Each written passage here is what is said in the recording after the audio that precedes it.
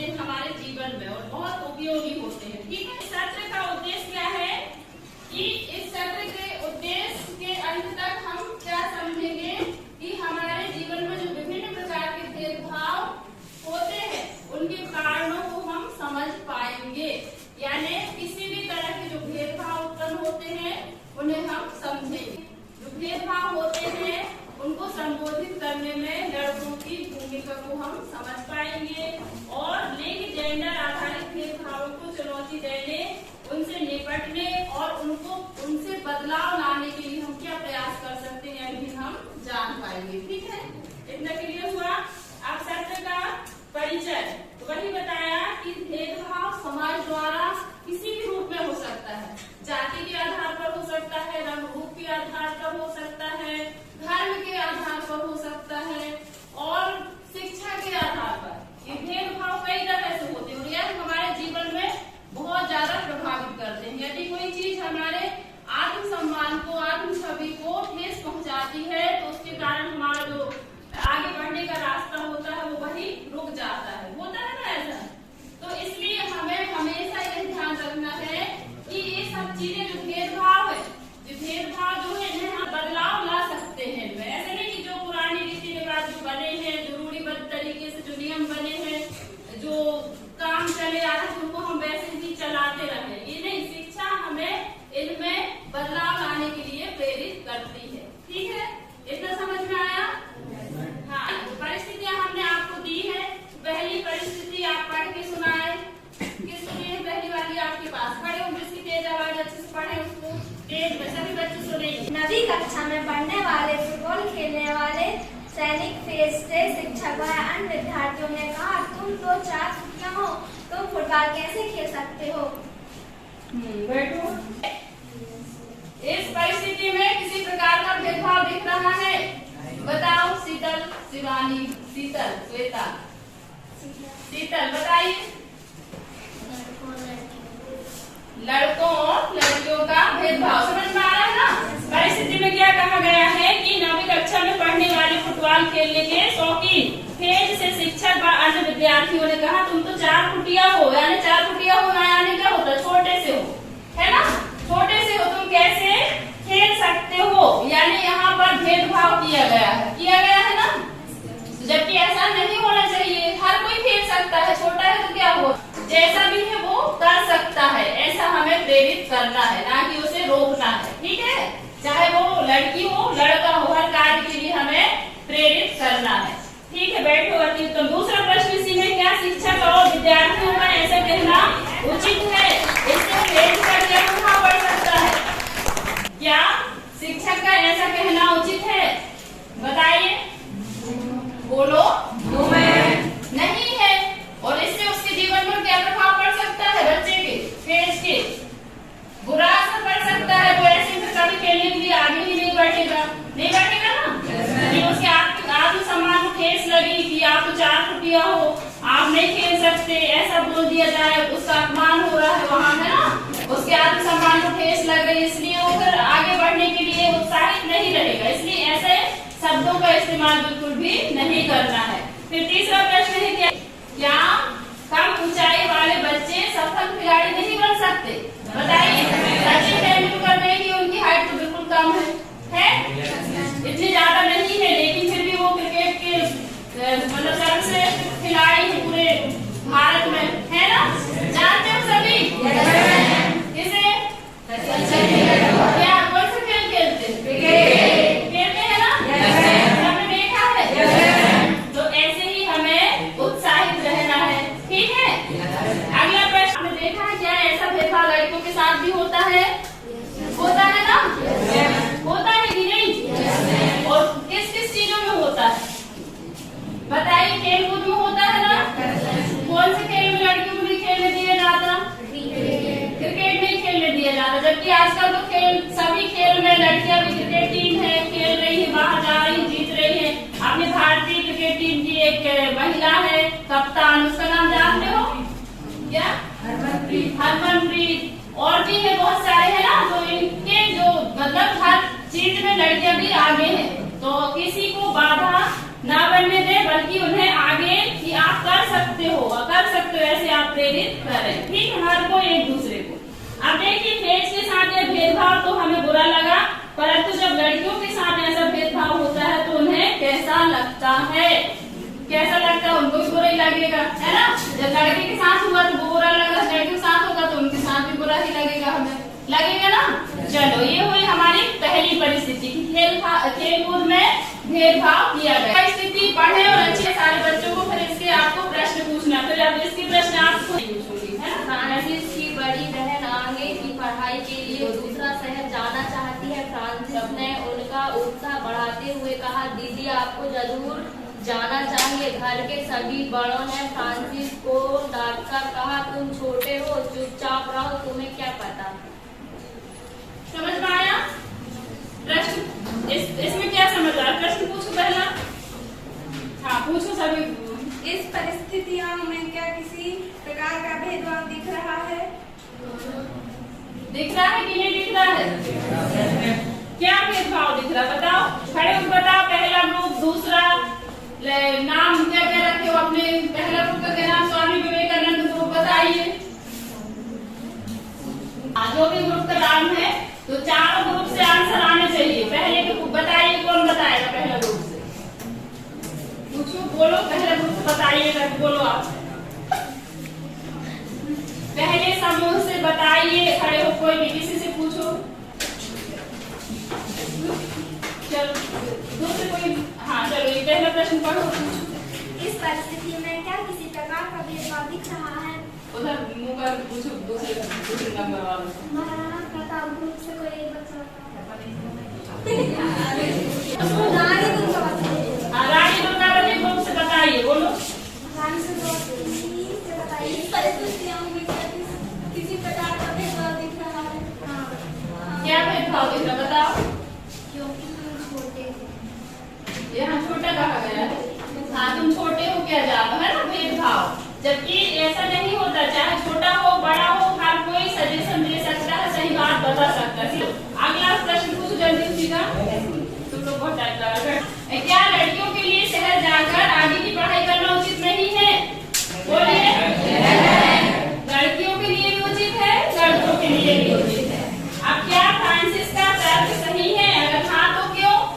Francis का तर्क सही है? यदि हाँ तो फिर क्यों? दीदी आपको जरूर जाना चाहिए पढ़ने की, बोला ना।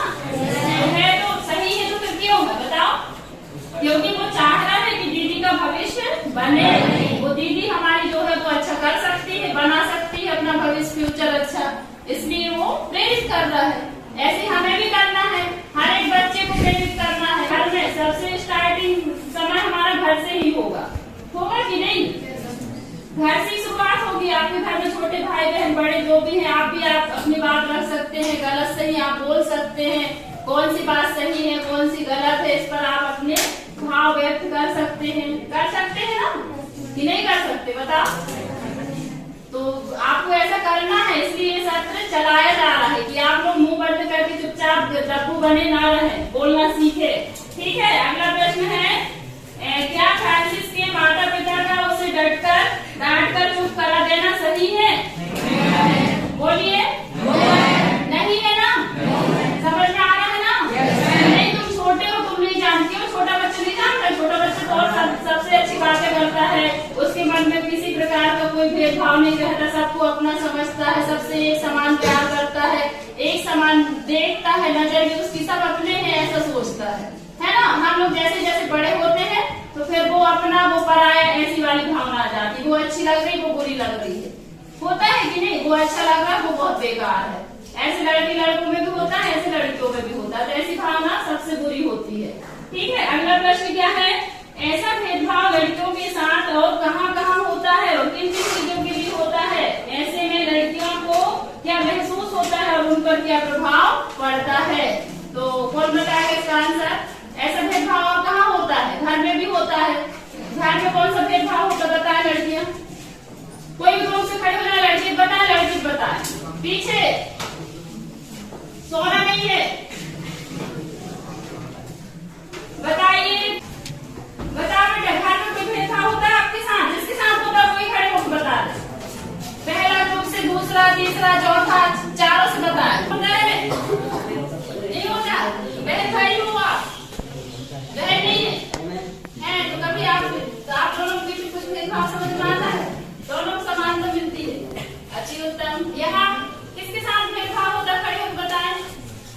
समाज में कि लड़की को ज्यादा ध्यान दिया जाता है, लड़की को नहीं दिया जाता है, लड़की को ज्यादा ध्यान दिया जाता है, लड़की को नहीं दिया जाता, कोई नहीं है ऐसा। हाँ, लड़कों को बाहर खेलने में भेजते हैं और लड़कियों को नहीं भेजते है ना, उनको रोक दिया जाता है। घर में लड़का बाहर आधी रात तक भी बाहर बैठा रहे, माता पिता कोई प्रभाव नहीं पड़ता, ना गुस्सा आती है खेला लड़का कहीं खेल गया जाए। लेकिन लड़कियां थोड़ी सी रात हो ये बाहर जाए, नहीं रात को नहीं बच जाओ तुम घर में ही रहो, ऐसा रोक दिया जाता है ना। तो इसी भेदभाव को हमें बदलना है, समझ रहे हो? इसी भेदभाव को कि सबके लिए समान अवसर है। कोई तीसरी परिस्थिति पढ़िए। तीसरी, नासिक भारतीय सेना में जाना चाहती है, पर उसके पिता कहते हैं कि सेना में जाने के लिए होने वाली ट्रेनिंग बहुत कठिन होती है, वह तुम्हारे बस की बात नहीं है, तुम उनके जितनी मेहनत नहीं कर पाओगी। सेना में जाना है तो लड़कों को शोभा देता है, तुम तो होम साइंस ले लो ताकि घर के काम सीख सको। अति उत्तम, बोलो अच्छी तेज आवाज में। इस परिस्थिति में क्या कोई भेदभाव दिख रहा है? बताइए, बताइए, खड़े हो बेटा। हाँ बताओ बताओ। हाँ, क्या भेदभाव दिखा? खड़े हो जाओ। जाने नहीं दे रहे। क्या तुम तो लोग कहते? हाँ, क्या कहाँ नहीं जाने दे रहे हैं? सेना में भर्ती होने के लिए नहीं जाने दे रहे है ना। किसे? किसका? लड़की है ना, लड़की को सेना में भर्ती होने के लिए नहीं, भेदभाव हो रहा है ना। अति उत्तम, ताली बन वाली। 2, 3, 4, 5। हाँ, अगला प्रश्न और पूछो जल्दी तेज आवाज में। क्या आप मनीषा के पिताजी की बात से सहमत हैं? यदि हाँ तो क्यों? यदि नहीं तो क्यों? इस सोच के बारे में आपकी क्या राय है? बताइए, क्या आप किसके मनीषा के पिता की सोच के बारे में सहमत है? नहीं है। और नहीं है तो फिर क्यों? क्योंकि उन्हें, खड़े होकर बोलो, क्योंकि उन्हें जाने देना चाहिए है ना, जाने देना चाहिए ना। लड़की तो क्या हुआ, लेकिन सेना में भर्ती होने वाली है वो तो पहुंचाना चाहिए पिताजी को। और उसके आगे क्या है? अगला प्रश्न पढ़ो, है क्या? मनीषा पर अपने पिता की बातों का क्या प्रभाव पड़ सकता है? मनीषा के पिता की बातों पर मनीषा पर क्या प्रभाव पड़ सकता है? बताइए। बुरा। बुरा कैसा? कि उसको फिर बड़ी आत्मा दुखी होगी कि मैं ये करना चाह रही हूँ, मुझे नहीं जाने दिया जा रहा है, उसके आत्मसम्मान को, आत्मविश्वास को ठेस पहुंच रही है ना।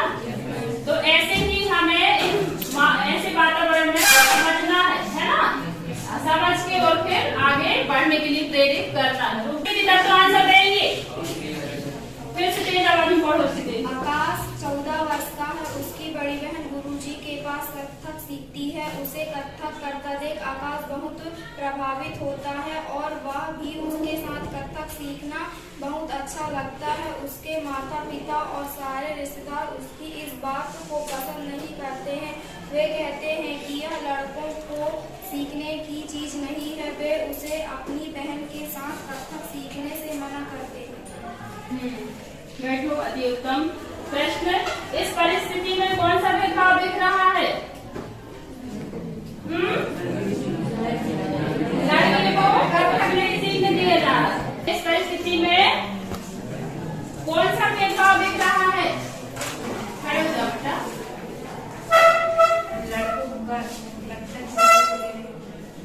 लड़कों को कथक नहीं सीखने दिया जा रहा। ठीक है, टेबल बेंच क्यों खिसकाते हो?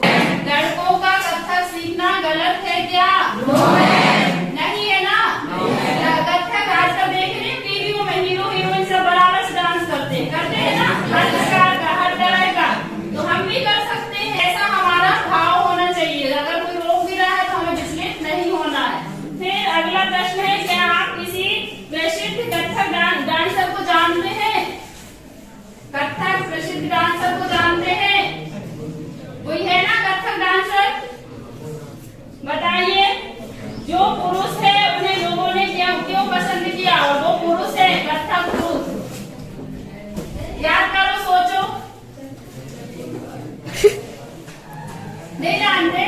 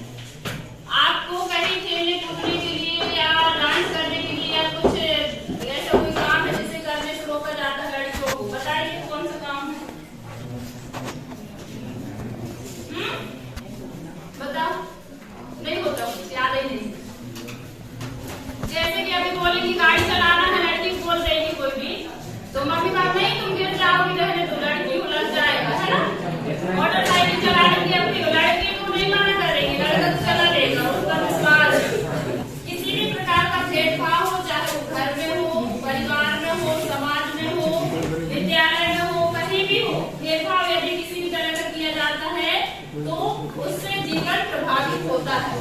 इस चीज को आप माने, इसलिए कोई भी किसी भी प्रकार का भेदभाव नहीं करेंगे। हमेशा शारीरिक हो जाता है, शारीरिक गठन, जिसमें उसका क्या दोष है? किसी की हाइट कम है तो उसमें उसकी कोई गलती नहीं है, लेकिन उसको पूरा समान अवसर मिलना चाहिए। अब कोई निम्न जाति का बच्चा है तो उसके लिए भी उसे समान अवसर मिलना चाहिए। उसमें उसका क्या दोष? जाति वाति धर्म भेदभाव लोग करते हैं ना आज के समय में, लड़ाई दंगे फसाद जो हो रहे हैं, किस वजह से हो रहे हैं? वो जाति में अटके हुए हैं, धर्म में अटके हुए हैं, जबकि इनसे कुछ फायदा है क्या? नहीं है। हमें तो सिर्फ अपने कर्म सुधार करना है सभी बच्चों को। तो हमारा कर्म श्रेष्ठ होना चाहिए। कर्म अच्छा होगा कि हम ईमानदारी से पढ़ेंगे, अनुशासित रहेंगे, अच्छे से बात मानेंगे, गुरु की आज्ञा का पालन करेंगे, माता पिता की आज्ञा का पालन करेंगे, और जैसा हम चाह रहे हैं उस अनुसार थोड़ा अपने जीवन में बदलाव लाएंगे कि हमें किसी भी तरह का भेदभाव का सामना न करना पड़े। उसके लिए हमें अभी से ही प्रयास करने होंगे। तो आप क्या प्रयास करेंगे? भेदभाव को खत्म करने के लिए क्या प्रयास करेंगे? सबको समानता का अधिकार है, समान अवसर उपलब्ध कराएंगे, है ना? हम सब इसके लिए स्वयं पहल करेंगे कि अगर कोई लड़की खेलना चाह रही है आपके साथ तो हाँ चलो ठीक है आप खेलें, या कोई लड़का आपके साथ ठीक है आप खेल सकते हैं, कोई दिक्कत नहीं, कोई परेशानी नहीं है, ऐसा हम बोल सकते हैं। अब परिस्थिति को में लिंग आधारित लड़कों और लड़कियों के साथ उनके लिंग के आधार पर भेदभाव किया गया था, जैसे कि लड़की होने के कारण उसे उच्च शिक्षा के लिए शहर नहीं जाने दिया जा रहा। पहले में शारीरिक बनावट के आधार पर पहली परिस्थिति में भेदभाव किया गया, दूसरी में कि वो लड़की है इसलिए उसे बाहर नहीं पहुंचाया जाएगा, ऐसा भेदभाव हुआ। तीसरे में था कि लड़के चुनाव जो पसंद है उसे लड़कियां नहीं चुन सकती, इसमें भेदभाव दिखा जा रहा है ना? भेदभाव जो हो रहे हैं उनसे निपटने के कुछ तरीके हैं। हमें किसी भी तरह के भेदभाव को स्वीकार नहीं करना चाहिए, चाहे वह खुद के साथ हो रहा हो या किसी दूसरे के साथ। जैसे कोई भेदभाव करता है ना कहीं भी, घर में, परिवार में, विद्यालय में, रास्ते में, किसी भी बात को लेकर, तो हमें उसका विरोध करना है। ठीक है? विरोध करना ऐसे नहीं कि उठ गए, मारने लग गए, बहुत गुस्सा करने लगे, गाली गलौज देने लगे, है ना? ऐसा वाला विरोध नहीं, कि उस आवाज उठाना कि ऐसा बिल्कुल नहीं होना चाहिए। हमेशा सही फैसले, सही निर्णय लेकर सही समान अवसर सबके लिए हो, ऐसा हमें प्रयास करना है। और फिर सभी को अपनी योग्यता के आधार पर समान अवसर चुनने की स्वतंत्रता, डांस करने का अवसर दिया जाना चाहिए। जो गायक है गाना गा सकता है, लड़की हो लड़के, है ना, तो उसे गाने का अवसर, किसी को पेंटिंग का शौक, तो बच्चों को वैसे अवसर प्रदान किए जाए और कोई भेदभाव न करेगी। तुम लड़की हो इसलिए तुम नहीं कर सकती, या तुम लड़के हो इसलिए नहीं कर सकती। अब इसमें मुख्य संदेश क्या है कि भेदभाव समाज में कई जगह कई रूप में देखने को मिलता है। भेदभाव जो है वो हमारे समाज में हर जगह मिलता है, खासकर जाति वाला भेदभाव तो हर जगह ही मिल जाएगा। आप लोग मिलता है कि नहीं? कि वो इस जाति का है तो उसके घर हम पानी नहीं पिएंगे, उसके घर खाना नहीं खाएंगे। कितनी अंधविश्वास वाली बात है कि आंख बंद करके जी रहे हैं, लोग शिक्षित बन रहे हैं, शिक्षा ग्रहण कर रहे हैं, उसके बावजूद भी फिर भी मतलब जात में अटके हुए, जिसका कोई नाम निशान नहीं है, कुछ नहीं। हम सब क्या है? भारतीय है कि नहीं? हम सब क्या है? भारतीय। इसमें क्या जाति और क्या पाति और क्या हिंदू और क्या मुस्लिम, कुछ भी नहीं है ना, सब एक है। इसलिए एकता का भाव, समता का भाव होना बहुत ही जरूरी है, और सब एक दूसरे की भावनाओं की रिस्पेक्ट करें, सम्मान करें, तभी हमारे जीवन में बदलाव आता है। चाहे वो कोई भी व्यक्ति हो, चाहे लड़की हो, चाहे लड़का हो, एक दूसरे की भावनाओं का सम्मान करना बेहद ही जरूरी है। ठीक है? आवश्यक है, ऐसे नहीं कि किसी को दिखाने के लिए कर दिए। व्यवहार हमारा ऐसा होगा समता वाला, यानी समान, सभी के लिए समान भाव। जैसे एक शिक्षक का सारे बच्चों के लिए रहता है ना, कि कोई उसके लिए अच्छा बुरा नहीं होता, पूरे बच्चे प्रिय होते हैं और हर बच्चे के लिए समान अवसर दिया जाता है, समान जानकारी, समान शिक्षा। कोई भेदभाव होता है क्या? ऐसा बताओ। शिक्षक हमेशा बच्चों को समान अवसर देते हैं, समानता से शिक्षा प्रदान करते हैं और सिखाते भी सभी को एक समान है। अब यह तो हमारी ग्रहण करने की शक्ति है कि हम कितना ग्रहण करते हैं ना। ठीक है? तो ऐसा यह शब्द हमें भेदभाव को रोकने के लिए बनाया गया, जिसमें आप लोग क्या प्रयास करेंगे 2-2 पॉइंट लिखें अपनी कॉपी में सभी जल्दी से। सभी लोग 2-2 पॉइंट कि आप क्या प्रयास करेंगे भेदभाव को रोकने के लिए, ठीक है? जल्दी 2-2 पॉइंट लिखें और फिर पढ़ के सुनाएं, उसके बाद छुट्टी। भेदभाव को रोकने के लिए प्रयास, आपके क्या प्रयास होंगे बताइए। एक दूसरे के प्रति सम्मान की भावना रखना चाहिए। एक दूसरे की जातियों पर भेद नहीं करना चाहिए। अति उत्तम। 1 2 3 4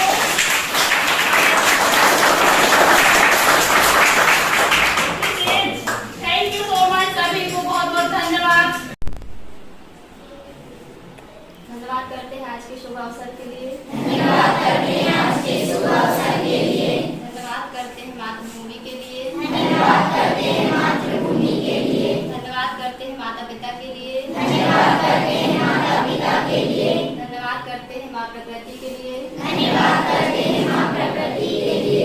धन्यवाद करते हैं सभी विद्यार्थियों के लिए। धन्यवाद करते हैं सभी विद्यार्थियों के लिए। धन्यवाद करते हैं सभी गुरुजनों के लिए। धन्यवाद करते हैं सभी गुरुजनों के लिए। धन्यवाद करते हैं आज के सुनहरे अवसर के लिए। धन्यवाद करते हैं आज के सुनहरे अवसर के लिए। धन्यवाद करते हैं विद्यालय के लिए। धन्यवाद करते हैं इस विद्यालय के लिए।